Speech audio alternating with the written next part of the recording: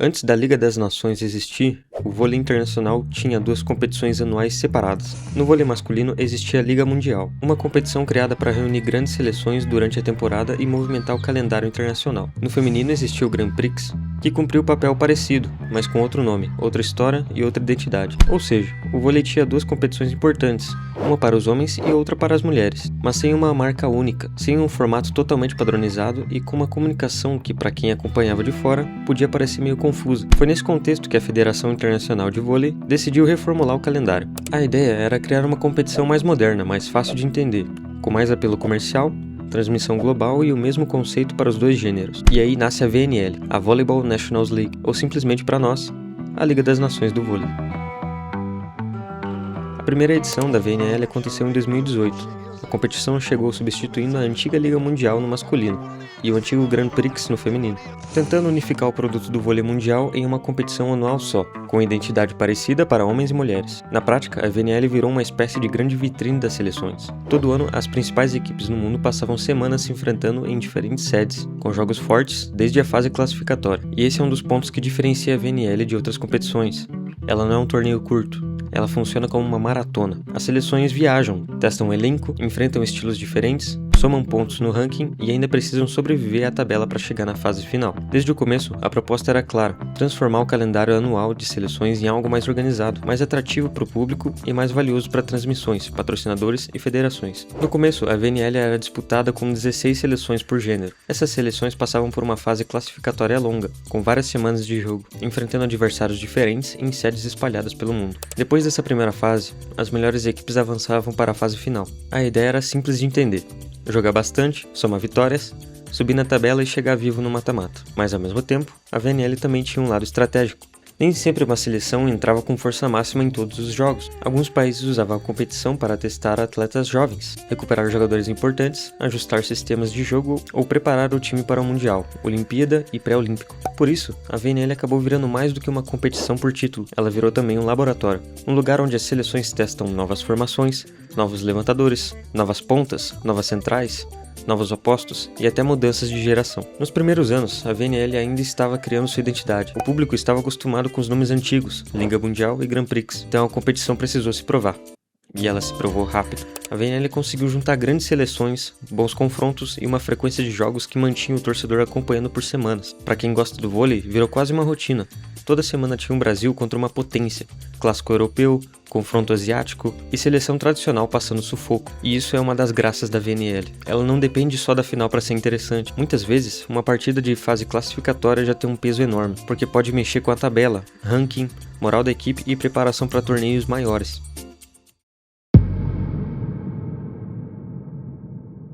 Em 2020, a VNL acabou sendo cancelada por causa da pandemia. Esse foi um momento importante na história da competição, porque quebrou a sequência natural dos primeiros anos e obrigou a Federação Internacional de Vôlei a reorganizar o calendário, logística e formato. O vôlei mundial inteiro foi afetado. Viagens internacionais ficaram difíceis, eventos foram adiados ou cancelados, e a própria preparação das seleções para a Olimpíada de Tóquio foi completamente alterada. Então a VNL, que tinha nascido em 2018 e ainda estava se consolidando, precisou parar logo no seu terceiro ano.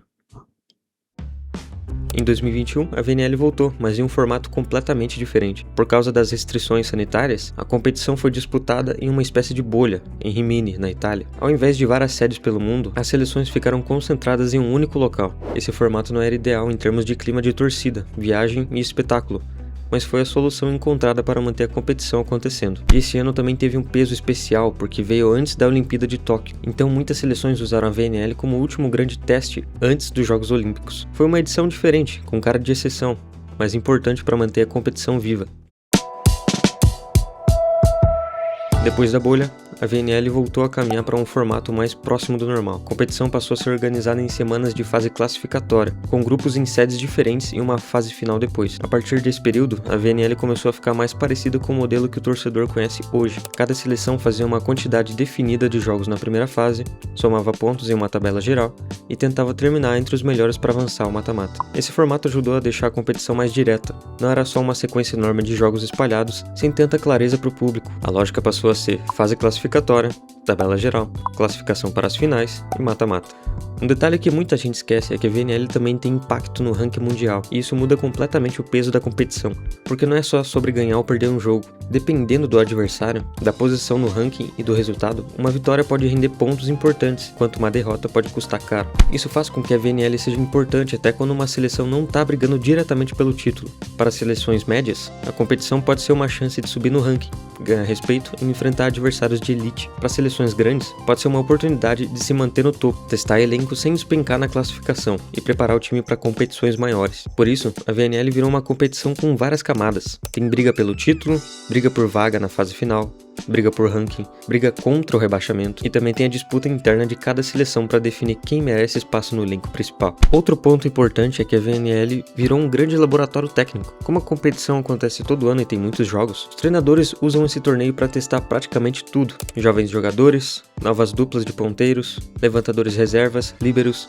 centrais mais ofensivos ou mais bloqueadores, opostos que podem virar titulares no futuro, e também testam sistemas de jogo. Às vezes, uma seleção começa a VNL com uma escalação mais alternativa e vai colocando os principais jogadores aos poucos. Outras vezes, o time já entra forte desde o começo porque precisa de resultado. Isso depende muito do momento de cada seleção. Um país que está renovando o elenco pode usar a VNL para ganhar experiência. Um país que está perto de uma grande competição pode usar a VNL como preparação. E um país que está pressionado no ranking ou perto da zona de rebaixamento precisa tratar cada jogo como decisão. Com o passar dos anos, a VNL foi deixando de ser apenas mais uma competição no calendário e passou a ganhar mais peso comercial e midiático. Segundo dados divulgados pela Reuters, a VNL 2024 teve audiência acumulada de 268 milhões, além de um aumento de público presencial em relação a 2023 e 2022. A competição registrou crescimento de audiência. Isso mostra que a VNL encontrou um espaço importante, público nas arenas e engajamento digital. Ela não é a Olimpíada, mas virou uma competição anual forte, com grandes seleções, calendário previsível e muitos confrontos de alto nível. Para o torcedor, é a chance de ver seleções fortes todos os anos. Para os atletas, é uma vitrine internacional. Para as federações, é uma competição que movimenta torcida, transmissão, patrocinador e ranking. E para o vôlei como produto, é uma forma de manter o esporte em evidência, fora dos grandes eventos de 4 em 4 anos.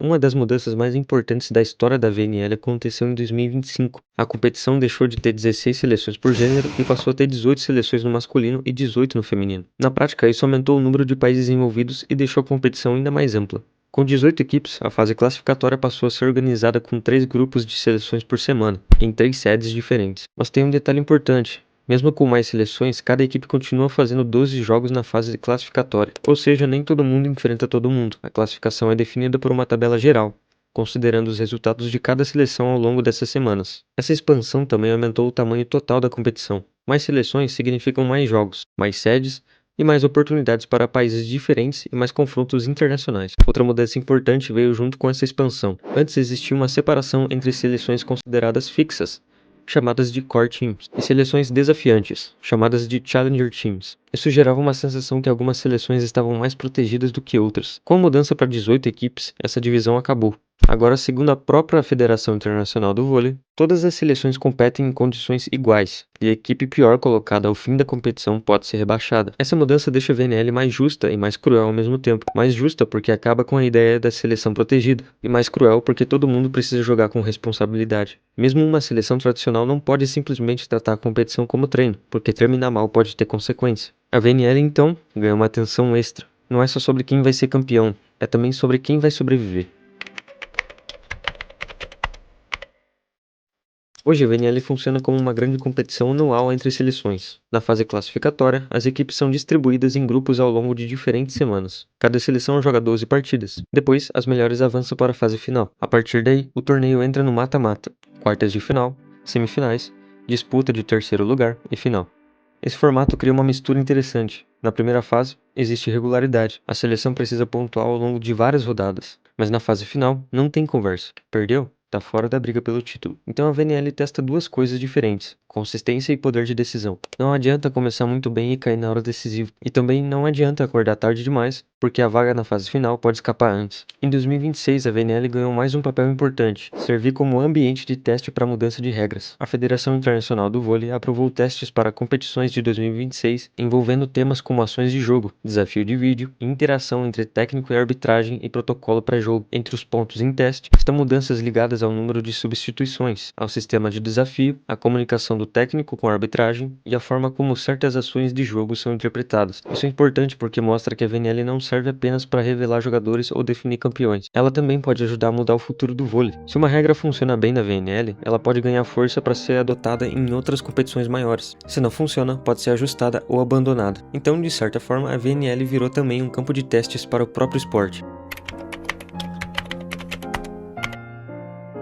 A VNL importa porque ela ocupa um espaço único no calendário. Ela não tem o peso histórico de uma Olimpíada, não tem exatamente o mesmo peso de um campeonato mundial, mas ela acontece todo ano, coloca as principais seleções frente a frente e cria uma narrativa constante para o vôlei internacional. É nela que a gente começa a perceber quais seleções estão evoluindo, quais estão envelhecendo, quais estão renovando bem, quais dependem demais de uma jogadora ou de um jogador específico, quais têm banco forte, quais têm sistema sólido e quais ainda estão procurando uma identidade. A VNL também ajuda a medir o momento de cada potência. Brasil, Itália, Polônia, Estados Unidos, Japão, Turquia, França, China, Sérvia, Eslovênia e outras seleções usam a competição para mostrar força, ajustar elenco e testar limites. Às vezes, o campeão da VNL não será necessariamente o campeão olímpico ou mundial, mas quase sempre a VNL dá sinais. Ela mostra quem está chegando forte, quem está em crise, quem tem elenco profundo e quem pode surpreender. Para o Brasil, a VNL tem um peso especial. Primeiro, porque o torcedor brasileiro acompanha muito a seleção. Segundo, porque o Brasil historicamente está entre as grandes forças do vôlei mundial. E terceiro, porque a VNL costuma ser um lugar onde o Brasil testa renovação, revela nomes, enfrenta potências e mede o nível real da equipe. No feminino, a competição muitas vezes serve para observar como o Brasil está lidando com as trocas de geração. Novas ponteiras, novas centrais, opções de oposta e variação no levantamento. No masculino, a VNL também é um termômetro importante para entender a reconstrução da seleção, o surgimento de novos nomes e a adaptação do time contra seleções muito físicas e muito fortes no saque. Para o torcedor, cada edição da VNL acaba virando uma mistura de esperança, teste e cobrança. Quando o Brasil ganha de uma potência, já vem empolgação. Quando perde jogos seguidos, já vem a preocupação. E esse é o efeito da VNL. Ela antecipa debates que normalmente só apareceriam em Mundial ou Olimpíada, mas também existem críticas. A competição é longa, exige muitas viagens, pode desgastar atletas e, em alguns casos, as seleções precisam equilibrar resultado com preservação física. Isso é um dos grandes dilemas da VNL. Se o time leva a força máxima sempre, pode chegar desgastado em competições maiores. Se poupa demais, pode perder jogos importantes, cair no ranking ou ficar fora da fase final.